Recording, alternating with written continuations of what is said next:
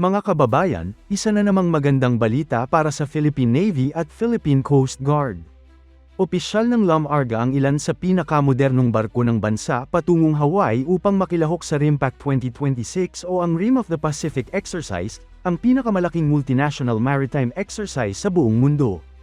At ang mas magandang balita, hindi lang isang barko ang kumakatawan sa Pilipinas ngayong taon.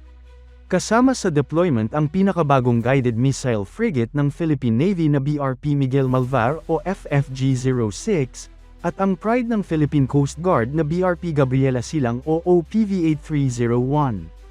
Ibig sabihin nito, hindi lang ipinapakita ng Pilipinas ang lumalakas nitong kakayahan sa depensa at maritime security, kundi pinapatunayan din natin sa buong mundo na handa tayong makipagsabayan sa mga modernong hukbong pandagat ng Indo-Pacific region.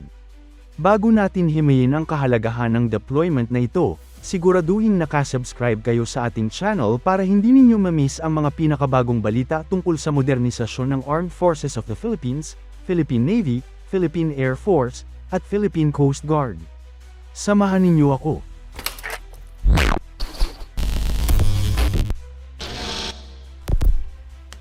Kamakailan lamang ay ibinahagi ng defense analyst na si Max Montero ang send-off ceremony ng BRP Miguel Malvar sa Subic Bay bago ito tumulak patungong Hawaii para sa RIMPAC 2026. Para sa mga hindi pa nakakaalam, ang BRP Miguel Malvar ang kauna-unahang barko ng bagong Miguel Malvar-class guided missile frigates ng Philippine Navy. Ito ay itinayo ng Hyundai Heavy Industries ng South Korea at opisyal na nakomisyon noong taong 2025. Sa kasalukuyan, ito ang isa sa pinaka-advanced at pinaka-capable na barkong pandigma na nasa serbisyo ng Philippine Navy. Ang barkong ito ay bunga ng patuloy na modernisasyon ng sandatahang lakas ng Pilipinas, partikular ng Philippine Navy na matagal nang nagsisikap na palitan ang mga lumang barko ng mas makabago at mas mahusay na mga platform. Kung ating titingnan ang kakayahan ng BRP Miguel Malvar, isa itong modernong guided missile frigate na may kakayahang magsagawa ng anti-surface warfare, anti-air warfare, at anti-submarine warfare. Ibig sabihin, kaya nitong harapin ang iba't ibang uri ng banta sa karagatan. Mayroon itong modernong radar systems, combat management systems, missile launchers, advanced sensors, at iba pang kagamitan na karaniwang makikita sa mga modernong frigate ng mas malalaking bansa. Dahil dito, napakalaking oportunidad para sa barkong ito na maipakita ang kakayahan nito sa isang international exercise tulad ng RIMPAC. Hindi basta-bastang ehersisyo ang RIMPAC. Sa katunayan, ito ang pinakamalaking maritime exercise sa buong mundo na pinangungunahan ng United States Navy. Daan-daang barko, eroplano, at libu-libong tauhan mula sa iba't ibang bansa ang nagtitipon-tipon upang magsagawa ng magkakasamang pagsasanay sa dagat. Layunin nitong palakasin ang interoperability ng mga kaalyado at partner nations upang mas maging handa sa pagtugon sa iba't ibang hamon sa seguridad sa rehiyon. Para sa Pilipinas, ito na ang ikalimang pagkakataon na makikilahok tayo sa RIMPAC. At bawat pagsali natin ay nagdadala ng napakahalagang karanasan para sa ating mga marinero at opisyal. Sa pamamagitan ng pakikipagsanay sa mga hukbong dagat ng Estados Unidos, Japan, Australia, South Korea, Canada, at marami pang iba, natututo ang ating mga tauhan ng mga bagong taktika, pamamaraan, at operational concepts na maaari nilang gamitin sa aktwal na operasyon. Bukod dito, nagkakaroon din ng pagkakataon ng Philippine Navy na subukan ang mga kakayahan ng kanilang mga barko sa isang mas komplikado at realistic na environment. Hindi lamang ito simpleng paglalayag. Isa itong pagkakataon upang masukat kung gaano nakalayo ang narating ng modernisasyon ng ating hukbong dagat. Ngunit hindi lamang ang Philippine Navy ang may dahilan upang ipagmalaki ang deployment na ito. Kasabay ng pag-alis ng BRP Miguel Malvar ay ang paglahok din ng Philippine Coast Guard sa pamamagitan ng BRP Gabriela Silang. Ayon kay Max Montero, ibinahagi rin niya ang send-off ceremony ng barkong ito na pinangunahan ni Admiral Ronnie Hill Gavin. Makikita sa mga larawan ang mga tripulante ng barko na kamakaway mula sa deck habang ang iba naman ay nakahanay sa pantalan bilang bahagi ng seremonya. Isang makasaysayang pangyayari ito para sa Philippine Coast Guard.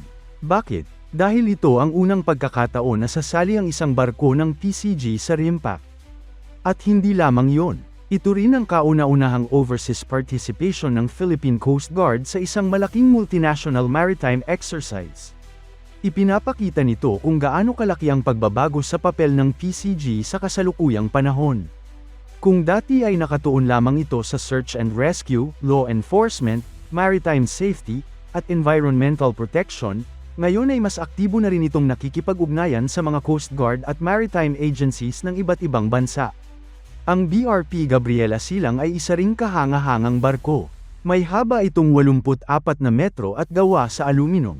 Ito ang isa sa pinakamalalaki at pinakamodernong offshore patrol vessels ng Philippine Coast Guard. Dinisenyo ito upang magsagawa ng long-range patrol missions, humanitarian operations, disaster response, maritime law enforcement, at iba pang mahalagang gawain. Sa mga nagdaang taon, madalas nating makita ang barkong ito na nagsasagawa ng mga patrol mission sa karagatan ng Pilipinas. Dahil sa laki at kakayahan nito, naging isa ito sa pangunahing assets ng Philippine Coast Guard. Ngayon, dadalhin ito ang bandila ng Pilipinas sa isa sa pinakamahalagang maritime exercises sa buong mundo. Napakahalaga ng partisipasyon ng BRP Gabriela Silang dahil ipinapakita nito na hindi lamang militar ang usapin ng maritime security. Kasama rin dito ang Coast Guard cooperation, search and rescue coordination, disaster response, at pagpapatupad ng batas sa dagat. Sa panahon ngayon kung saan tumitindi ang mga hamon sa maritime domain, mahalagang magkaroon ng malapit na koordinasyon ng mga bansa hindi lamang sa kanilang mga navy kundi pati na rin sa kanilang Coast Guard organizations. Ito rin ang dahilan kung bakit lalong tumitibay ang ugnayan ng Pilipinas sa mga partner countries sa Indo-Pacific. Habang patuloy na lumalawak ang kooperasyon sa pagitan ng iba't ibang bansa, mas nagiging handa rin ang Pilipinas sa pagharap sa mga hamon sa seguridad at maritime governance. Sa mas malawak na perspektibo, ang paglahok ng BRP Miguel Malvar at BRP Gabriela Silang sa RIMPAC 2026 ay simbolo ng patuloy na pag-angat ng kakayahan ng Pilipinas. Ilang taon lamang ang nakalipas, limitado ang kakayahan ng ating mga barko kumpara sa mga modernong hukbong dagat sa rehiyon. Ngunit ngayon, unti-unti nang nakikita ang resulta ng modernisasyon. Mayroon na tayong mga bagong frigate, offshore patrol vessels, missile systems, radar systems, at iba pang modernong kagamitan.